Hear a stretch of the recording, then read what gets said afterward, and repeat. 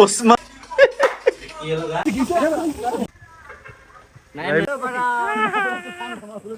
আসসালামু আলাইকুম গাইস, আসলাম নতুন একটি ব্লগ নিয়ে। আজকে আমাদের ফ্রেন্ডদের ট্যুর অনেক দূর, তো আমাদের ট্যুরটা আজকে অনেক বেশি ইন্টারেস্টিং হবে ইনশাআল্লাহ। আজকে আমাদের নতুন মেম্বার বাহারুল ভাই, আর আমাদের আগের মেম্বার সবাই আছে। ইনি নতুন মোহন, মিলন, নতুন যুগালা।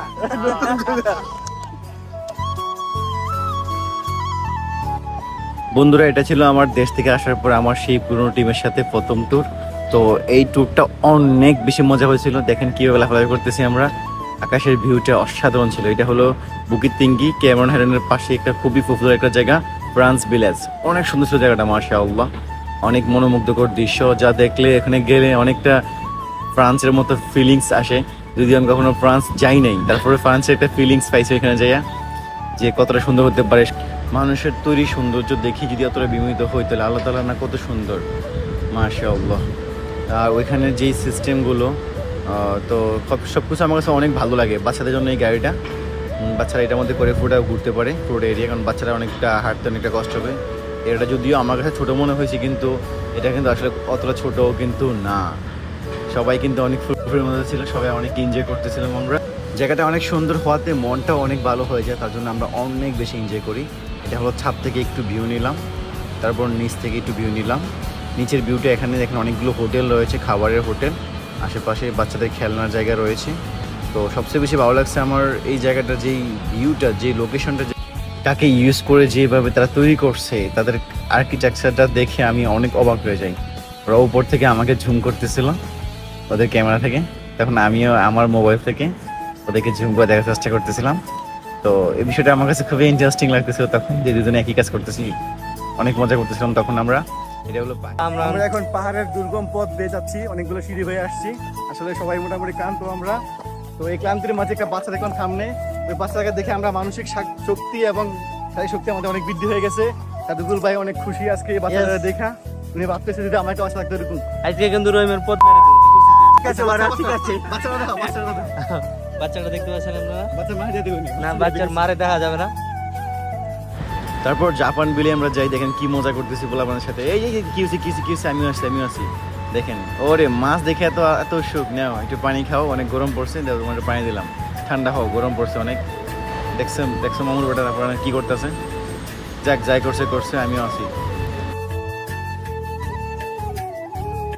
তো বন্ধুরা, আমরা এখন জাপান বিলাতে আছি। জাপান বিলার মাঝখানে জাপানের জঙ্গলে হারিয়ে যাচ্ছি আমরা। গহীন জঙ্গলে পাখির শব্দ, কিচিরমিচির, ঝিঝি পোকা কিচিরমিচির শুনতেছি। এটা ভয়ঙ্কর পরিস্থিতি কাজ করতেছে আমাদের মাঝে, যদি আমরা কেউ ভীতু নই আলহামদুলিল্লাহ। তো পরিবেশটা সত্যি খুব সুন্দর। কিন্তু রহিম পেছনে সে ভয় একদম কাতর হয়ে গেছে, কিন্তু আমরা আপনারা কেউ ভয় পাইনি আলহামদুলিল্লাহ। কিন্তু রহিমের ভার্সন একটাই, রহিমের পথ মারা হবে। এই যে এখানে যে পরিবেশটা, এখানে অক্সিজেন একদম কমপ্লিট আলহামদুলিল্লাহ, অনেক ভালো। আমার দোস্ত অনেক ভালো মনের মানুষ, মজা করি, অনেক ভালো মানুষ। আপনারা ইনাকে পথ মারবেন। কথা বলবো, কিন্তু হ্যাঁ কি খুঁজে বেশি রাখো আপনাকে। আমি একটা কথা বলতে, সবাই চুপ করে। হ্যাঁ, আমরা শুনতেছি। আপনি দিনে কতবার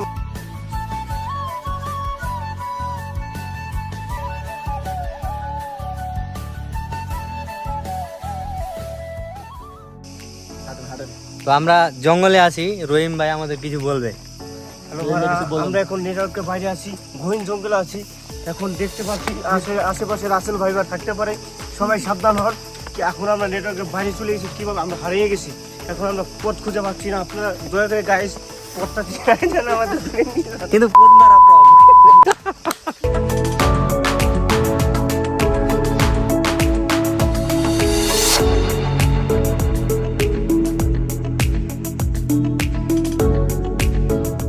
তোমরা আগে এসে বসে আছো? জাপানি বলো শুনি একটু।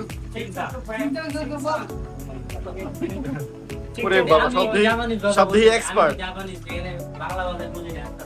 এক্সপার্ট।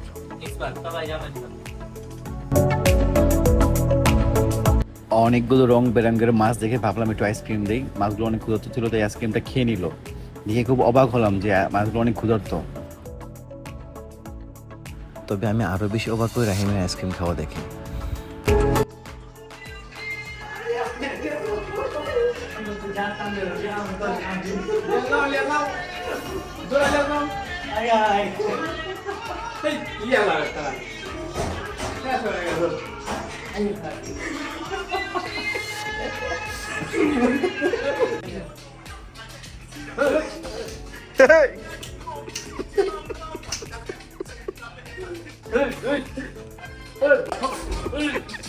ওসমান শেষমেশে মান সম্মান খাই দিব।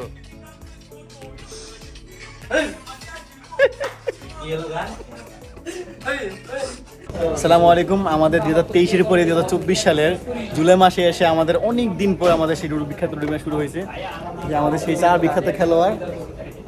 এই ম্যাচগুলো অনেকদিন মিস করতাম, অনেকদিন আমরা সেই ম্যাচগুলো দেখতাম না, অনেক বেশি মিস করতাম। তো আজকে আমরা সেই ম্যাচটা আবার শুরু করলাম। 2024-এ এবারই প্রথম আমাদের সেই পুরনো টিমটা আবার শুরু করছে।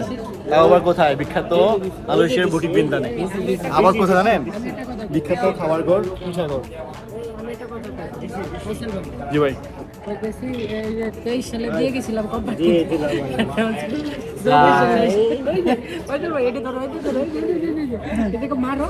প্রথম ভ্যাকসিন। তারপর আমরা সন্ধ্যা চলে যাই KLCC। তো ওইখানে যাওয়ার পর আমাদের একটা ফ্রেন্ড ছিল, ওই ফ্রেন্ডে কিছু বারাং ছিল, বারাংগুলো দেওয়ার জন্য ওইখানে যাও আমরা অনেক বেশি মজা করি, অনেক ছবি উঠাই, অনেক ভিডিও করি এবং অনেক বেশি এনজয় করি। সেখানে অনেক ভালো লাগছে ওই সন্ধ্যাটা, অনেক মজা করছি আমরা সবাই একর সাথে ছিলাম, আমরা অনেক মজা করছি। যদিও বারুর ভাইয়ের মনটা কেমন যেন ছিল একটু বুঝতে পারতেছিলাম না। ও আমার বন্ধু গো, চিরসাথী পথ চলা, পথ না আকাশ পথ, এটা সেলফ সার্ভিসে টিকিট করে আমরা যখন কেবল কারে উঠতে যাব তখন দেখি অনেক মানুষ সামনে পেছনে। তাদেরকে প্রথমে একটু ভয় পেয়ে যাই, তারপর আমরা খুব কাছাকাছি চলে আসি কেবল কারে, তারপর উঠবো ভাব। এমন সময় একটা কেবল কার আসে আমাদের সামনে, তখন একটা মেয়ে, একটা আপু বলে যে ওঠো ওইখানকার স্থানীয় 10 জন উঠতে পারবে একটার মধ্যে। তারপর আমরা উঠি, তারপর দেন অনেক মজা করি, অনেক সুন্দর ভিউ পাই আমরা এখান থেকে।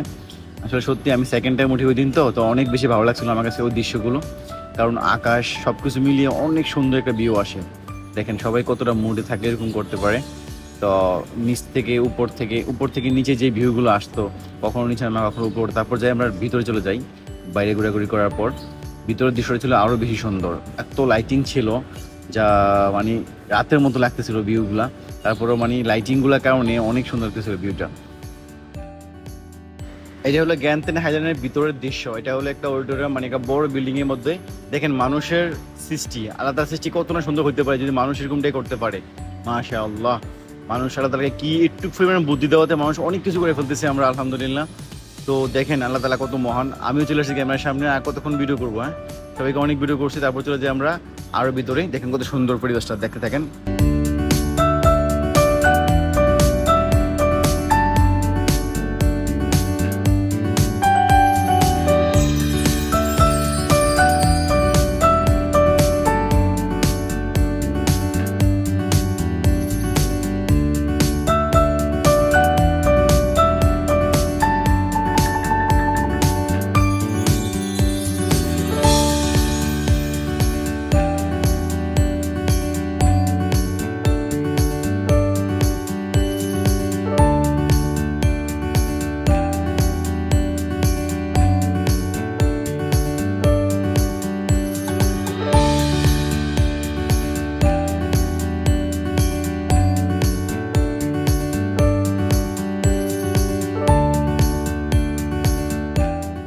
মাঝে আমরা আমাদের টিমটা 2 ভাগ হয়ে যায়, তারপর আমরা অনেকক্ষণ পর একসাথে হই। তারপর একসাথে হওয়ার পর ওসমান বলতেছে যে সবাই আসো একসাথে ভিডিও করে একটু।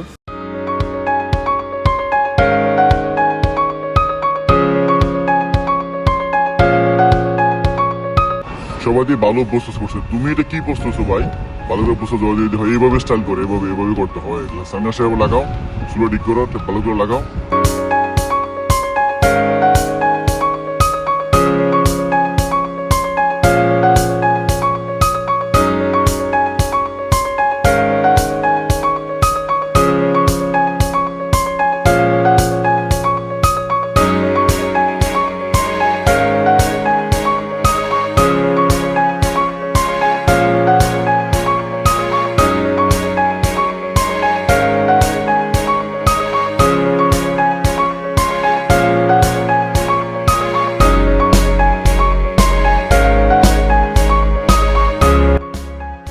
বাইরের দৃশ্য দেখেন, পাহাড়ের উপর থেকে কত সুন্দর লাগে আকাশটাকে, মেঘ কত কাছ থেকে দেখা যাচ্ছে, উপর দিয়ে যাচ্ছে কেবল কারগুলো অনেক সুন্দর লাগতেছিল, যা আমি আসলে এক কথা বলতে গেলে মানে অনেকে বলে না যে 20 টাকার ভিউ, তা আমার কাছে এর সাথে বেশি মনে হয়েছিল।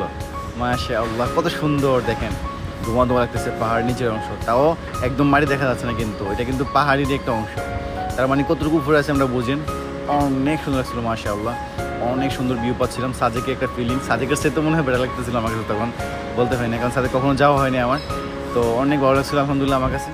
মালয়েশিয়াকে ফ্যামিলি ঘুরতে আসলে অবশ্যই ক্যামেরা হেলেন যাবেন, অবশ্যই যাবেন। আমাদের যখন ট্যুর শেষ, আমরা যখন রুমে যাচ্ছি সকলে অবস্থা দেখেন, 2 দিন 1 রাত ঘোরাঘুরির পর সবাই খুবই টায়ার্ড ছিলাম, আমরা সবাই প্রায় ঘুমিয়ে পড়ছিল গাড়ির মধ্যে, আর সবাই খুবই টায়ার্ড ছিলাম। তো আমাদের ট্যুরটা এখানেই শেষ করবো আমরা, এখানেই নেক্সট ট্যুর নিয়ে আবারও আসবো, নেক্সট ব্লগ নিয়ে। আসসালামু আলাইকুম রহমতুল্লাহ, আল্লাহ হাফেজ।